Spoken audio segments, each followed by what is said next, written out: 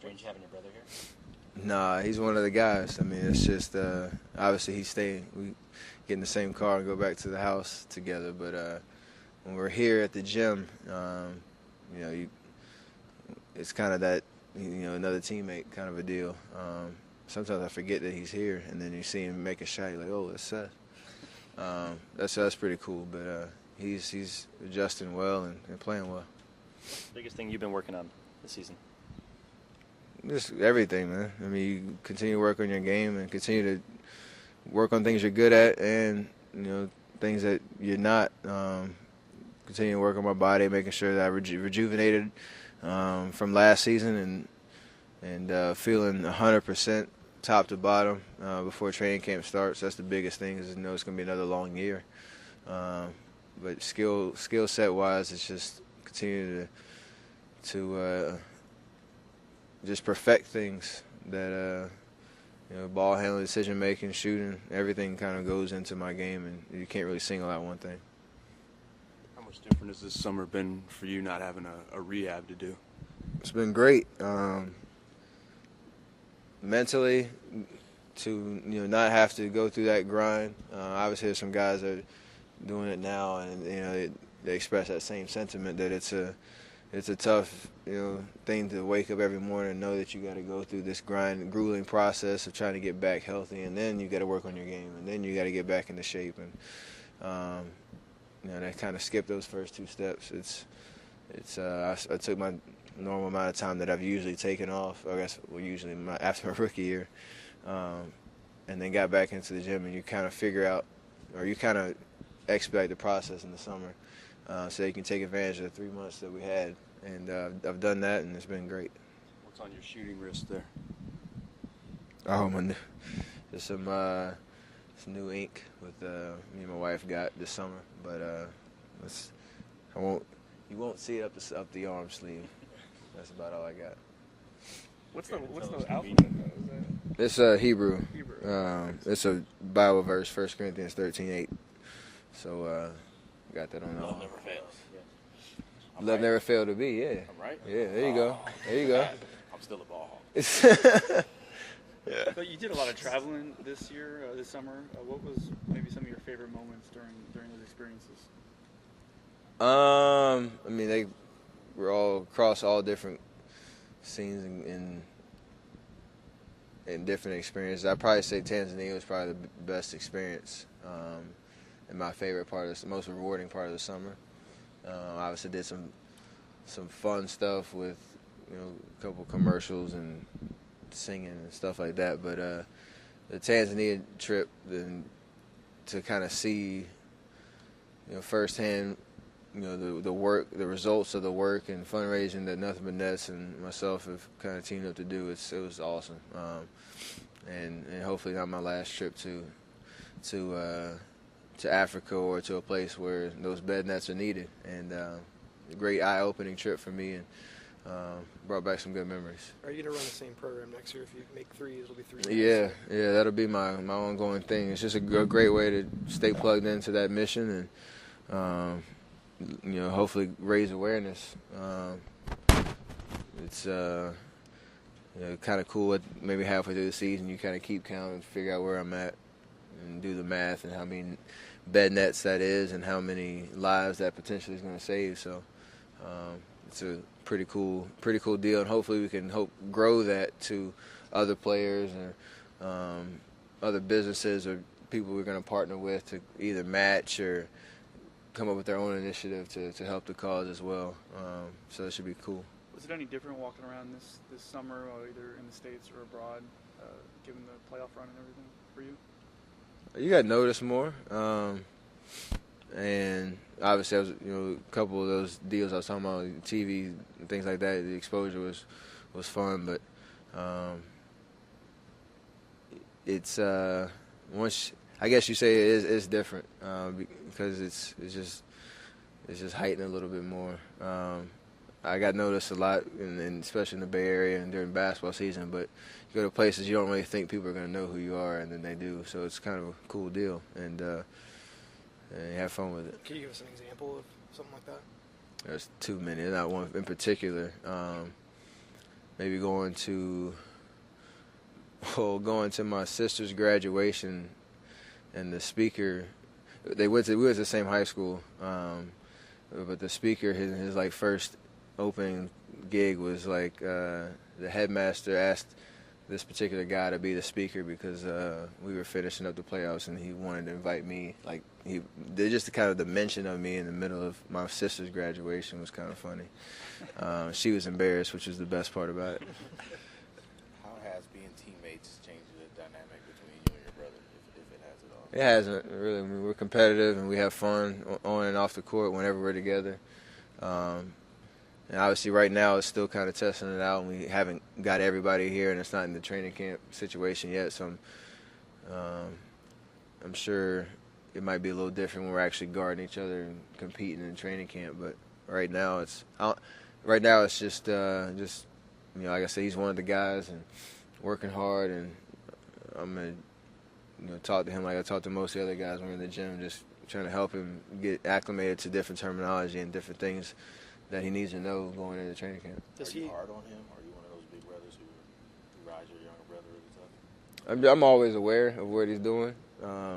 Try to let him. I gave him space. Obviously, he's his own man and make his own decisions. So I'm not going to try to be another parent to him. He has 2 of those already. So I just play my role and say what I need to say to him. But he is living with you, though, yeah? For now, yeah. I told him he might as well save up on the rent while he's got the opportunity. So now does that include chores and babysitting duty and stuff? Oh like that? yeah, for sure, What does he have for to do? sure. I mean, if he's eating a lot, he's got to do the dishes, and I'm sure me and my wife will want a date night one of these days, so he'll have to watch Riley for us. So I'm looking forward to seeing his face when I tell him that. What was your dad's reaction to finding out you guys were going to be teammates this year? I mean, he's just a proud dad. He knows Seth has a couple more hurdles to go to really be established in the league, but he has a great opportunity in front of us, and he's dedicated to that mission and working at it. And so it's cool, kind of fun to see my dad go through that whole process again, the transition from college to the pro level with my brother, and obviously different situations, so a lot of different choices and options he had. And you could see he was proud and just happy to go through that experience again with Seth. So, and obviously he's just starting, so it's going to be a fun ride. Can you talk a little bit about the culture with the Warriors and really the way the coach has impacted, the way the teammates get along and the way you guys prepare for games? It's just a cohesive unit, a family kind of atmosphere where everybody's accountable and bought into the new identity that he's tried to preach to us. No pun intended for the. But he is definitely a guy that knows the game and knows how to manage people and get the most out of the talent he has. And so, kind of growing with him in his 3rd year now, it's been rewarding so far, and I know he's going to continue to become a better coach, and we're going to become a better team around him. So you have to be excited about the opportunity, especially with the moves that we've made over the offseason. What was your reaction New to plaque over here. Yeah, same question. What do you think of your new plaque over here? I came in the shop 2 days in a row and didn't even notice it, which is kind of funny because we always used to joke about the old accolades that they had after Latrell Sprewell. They had all the dunk contest and rookie game participant and all that stuff. So I had skills champ and 3-point shootout. They took him down when Coach Jackson was here. So I was kind of salty about that. And then I saw that deal. So that's pretty cool. Hopefully as long as this building's standing, you got that little space to remember 3-point record, which was pretty cool. But I'll try to get up on that board with D-Lee too. Not going to outdo it this year? Say what? Not going to outdo that one? There's space for another one, hopefully. Getting Or back maybe to the offseason- even Clay up there too. Getting back to the offseason, were there any moves that really surprised you just across the league? The Drew Holiday trade, probably. That was the one that just came out of nowhere on draft night. All the other rest of them were free agency moves that anything can go, but to see that trade of a all-star last year and our lineup that New Orleans has, that was pretty pretty shocking.